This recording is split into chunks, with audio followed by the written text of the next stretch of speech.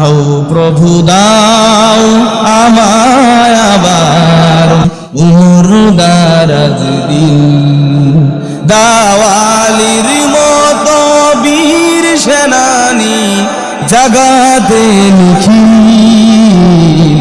হাও প্রভু দাও আমায় আবার উমর দারাজ দিন। হামজাকে দাও ঘরে ঘরে জীবন দিতে অকাতরে, আমার কাবা ভাঙতে এলে আবার কাবা ভাঙতে এলে পাঠাওয়া বাবি।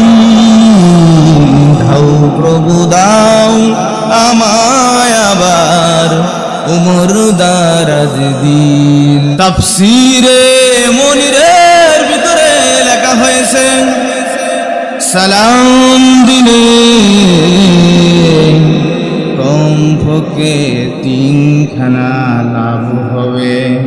এক নাম্বার লাভ হলো আপনার ইনকাম যদি কম হয়, অল্প আয়ের ভিতরে রহমত আর বরকত ঢুকিয়ে দিয়ে ভরপুর করে দিবেন কে? সালাম দিলে দুই নাম্বার লাভ হলো যেই বাড়িতে সালাম দেওয়া হবে, সালাম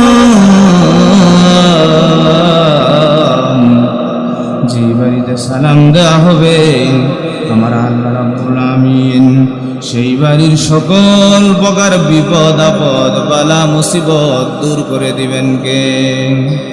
বন্ধুরা আমার, ভাইরা আমার, সালাম দিলে তিন নাম্বার লাভ হলো যেই বাড়িতে সালাম দেওয়া হবে সেই বাড়ির সকল সদস্যবৃন্দকে আমার আল্লাহ রাব্বুল আমিন নেককার এবং পরহেজগার বানিয়ে দিবেন। সুবহানাল্লাহ।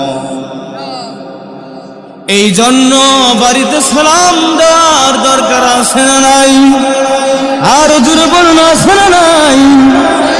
এই জন্য বন্ধুরা আমার, ভাইরা আমার, বাড়ির ভিতরে ঢোকার সময় সালাম দেওয়ার জন্য অর্ডার দিলেন কে? আর জোরে বলুন কে?